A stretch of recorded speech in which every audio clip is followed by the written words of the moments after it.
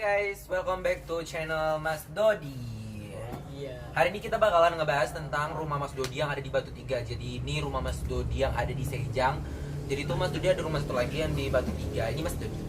Halo semuanya, malam. Terus sama ada Yuda. Jadi kenapa ada Yuda sama akunya? Karena kita bakal ngebahas tentang beberapa hal yang aneh di tempatnya Mas Dodi. Kenapa? Wah, Kameranya ada lagi nih. zoom sendiri gitu. Itu nggak masalah kamera. Kembali lagi sama channelnya Mas Dodi. Kita bakal ngebahas tentang rumah Batu Tiganya Mas Dodi. Oke. Jadi ini rumah Mas Dodi yang ada di Sejang. Terus ada rumah Mas Dodi yang di Batu Tiga. Terus kenapa ada Yuda sama aku? Karena kita udah pernah ke sana. Terus ada ngalami beberapa hal yang ya bisa bilang mistis, bisa dibilang kayak agak-agak gimana gitu lah. Aneh. Jadi langsung aja nih. Agak-agak panas. Wih, udah ada angin loh kita. Udah ada angin, makasih udah Bro, aja ya. kan. Ya langsung Lagi aja itu. dimulai sama Mas Dodi. Oke, selamat malam semuanya. Ini kebetulan lagi malam hari, jadi sekarang masih main di rumah saya. Silaturahmi sama teman-teman yang ada di Tanjung Pinang, Kepulauan Riau. Robot 3. Saya udah pernah robot 3, angkat tangan. Yang di sebelah sini angkat tangan juga, di sebelah tinggi ya. Ada lagi loh kawan kita nih. Tuh. Kak Dani sama Kak Digo. Oke, sebenarnya ya alhamdulillah kami sekeluarga waktu di Batu Tiga kita udah belasan tahun di sana sih aman-aman aja sih ya. Alhamdulillah dijaga sama Allah. Tapi beberapa teman-teman yang sudah mampir ke tempat kita, tiba-tiba ceritanya, Mas ada ini ada itu. Waduh iya saya penasaran tuh. Saya sendiri penasaran karena waktu itu saya ya alhamdulillah yang merasa tidak ada masalah apa-apa. Terus asik aja di Batu Tiga, nyaman, tentrem. Karena mungkin yang punya rumah kali ya, kayak itu ya. Tapi yang nggak punya rumah nggak tahu ya. Jangan-jangan yang nggak punya yang datang ini bahaya nih, di bawah apa nih? Canda-canda. Jadi kalau saya memang ceritanya Batu Tiga itu ada rumah peninggalan nenek almarhum, juga kakek juga sudah almarhum. Rumah itu lama sekali ya, jadi tanah tersebut sudah ada sejak zaman penjajahan mana itu mungkin. Ya lama sekali, tahun 45-an kalau nggak salah ya, waktu pertama kali ayah Anda datang bersama kakek dan nenek di situ beliau tinggal dari kecil sampai akhirnya sudah punya cicit ya, karena sudah ada cucu sudah ada yang menikah juga ya di situ. Jadi ceritanya gimana nih? Apa yang kalian rasakan di Batu Tiga kayak itu? Kita mulai sama Yuda ya dulu aja. Aduh Yuda, emang kenapa dengan Yuda? Kenapa kayak Yuda bilang Ya, kayak aneh. ada ya? ada Oke, something. Ceritain biar semua pada tahu. Waktu saya mau masuk RBC salah. Oh iya, RBC. Direkrut sama Robi. Nah, saya datang duduk belum rapat. Tiba pas mau datang, kok aneh gitu. Saya tengok ujung, Ada batu aduh, auranya nggak enak tuh. di ujung ya? Ya di ujung Sebelah belakang mana? tuh gelap tuh. Di daerah mana? Di belakang itu Oh ya? ya, mau daerah masuk naik tangga. Berarti ini tuh ya sebelah tangga sama itu ya, sama iya. apa namanya tuh? Sama toilet ya? Iya, toilet. Oke, siap. Dah auranya dah aneh dah, saya diam. Datang lagi anginnya. Aduh. Itu udah jendela. Iya, Ya, tapi, oke. tapi anginnya Ada beda. angin? Beda ya? Beda anginnya. Wah. Aduh, udah saya diam. Dah suara Gimana angin kan dah beda tuh. Dah saya diam aja. Karena ngajak ngobrol baru saya ngomong. Tiba balik, dah pas baru keluar tuh kan pintunya kan tutup Iya, kan. ya, rolling door. Dah ada beda auranya. Oh, ya? Udah senang lagi. Di dalam tuh kayak padahal rame tapi kok sunyi gitu. Orang pada ketawa saya diam. Dah, kayak gitulah ceritanya. Itu ya gambarannya ya. Gambarnya gitulah. Gimana kayak itu? Kayak itu pernah ke Batu Tiga kan? Pernah Mas. Nah, terus gimana tuh? Pengalaman saya yang gimana ya? Saya kurang percaya sama hal-hal gitu sih Iya. sebenarnya Mas. Cuman Bukan berada di kadang-kadang mana kala waktu gitu kayak ada gangguan dikit aja gitu, kayak wajar lah mungkin ya Mas, mungkin mereka kayak mau deket sama kita gitu. Terus pas saya di Batu Tiga tuh kan saya pernah tuh izin ke Mas ke toilet. Nah, pas di toilet itu nggak sengaja gitu kan Mas, pas nengok ke atas gitu kan belum ada, nggak ada tutupannya gitu Iya, kan Mas, betul. pas nengok gitu kayak Nah. kok ada kayak ada rambut, cuman nggak mungkin rambut, ya kan kayak nengok gitu, masa iya Bayangan kali. iya Iya, iya, mungkin iya. ya gitu kan mas Iya. ya tapi Positif kayak emang gitu ya, tapi seperti itu ya itu. Wow. Wow.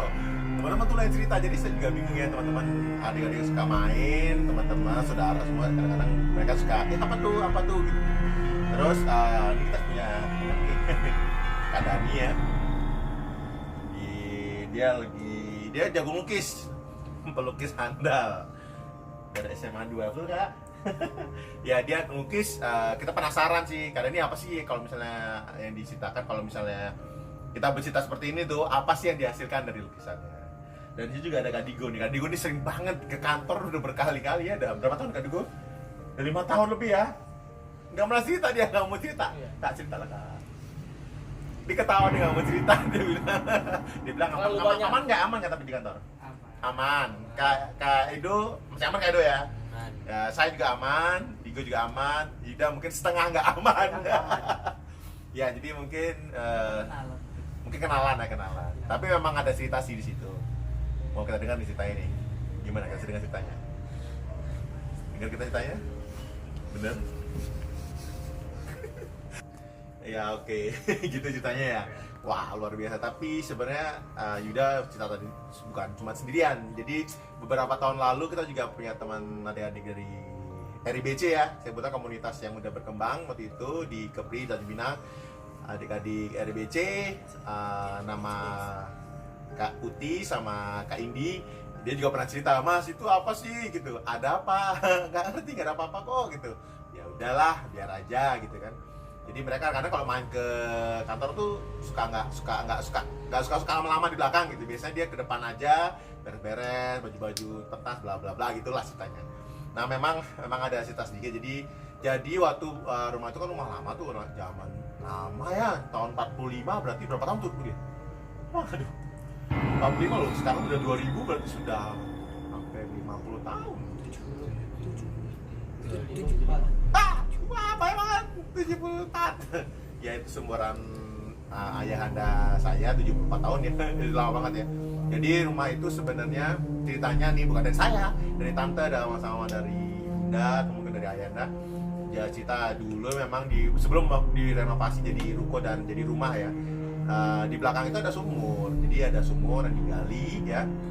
Hanya sayangnya kontraktor tersebut dia mungkin kurang berikan saran ya, jadi sumur itu ditutup, jadi ditimbus ya, kata-kata orang tua sih ya. Sebaiknya kalau sudah ada sumur yang berusak, airnya bagus banget, airnya terang jelas ya, terus harusnya jangan ditutup, jadi biarkan aja sumur, betul ya, biasanya gitu ya, kayak saya dengar kayak gitu sih.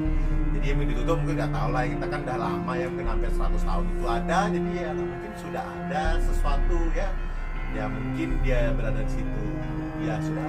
Tapi ya gitu lah. Tapi alhamdulillah di rumah kami ya, sekeluarga besar ya, kita tenang, kita nyaman karena mungkin kita punya rumah kali ya. Tapi alhamdulillah juga seperti terjaga gitu, seperti dijaga lah apa gitu, dilindungi lah gitu. Mungkin kan itu. Jadi ya kalau karena kita juga harus percaya sama hal gaib ya kayak ya. Jadi kita ya jalanin aja ya udah. Gitu ceritanya seperti itu. Dan nanti nih ceritanya akan lebih seru. Teman saya ini salah satu anak-anak dari Tunas Gurindam Corps. Kebetulan dia jago lukis.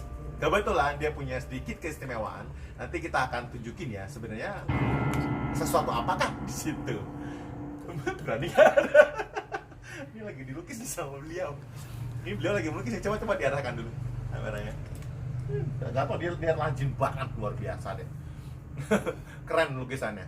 Nanti kita tunjukin ya seperti apakah. Tapi kalau kita harus percaya bahwa hal gaib itu ada. Itu pasti ya, di Al-Quran juga sudah ada, di agama ya, Pak Guru juga mengajarkan itu. Kita harus percaya itu.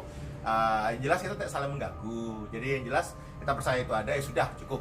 Ya kita harus yakin pada diri kita bahwa kita punya kekuatan ya. Kita manusia yang strong ya, Kak Yuda ya, sama Kak Edo ya. Jadi harapannya ini adalah sebagai cerita dan kita saling menjagalah. Kalau saya sih percaya gini, karena di belakang itu ada toilet. Kalau toilet itu sudah nggak dibersihin ya, misalnya nih, males nih yang punya nih, ya pasti dia akan kotor. Jadi itulah mungkin ya, ingetin kita ya. Belakangnya udah mulai kotor nih Kak, ayo kita bersihin.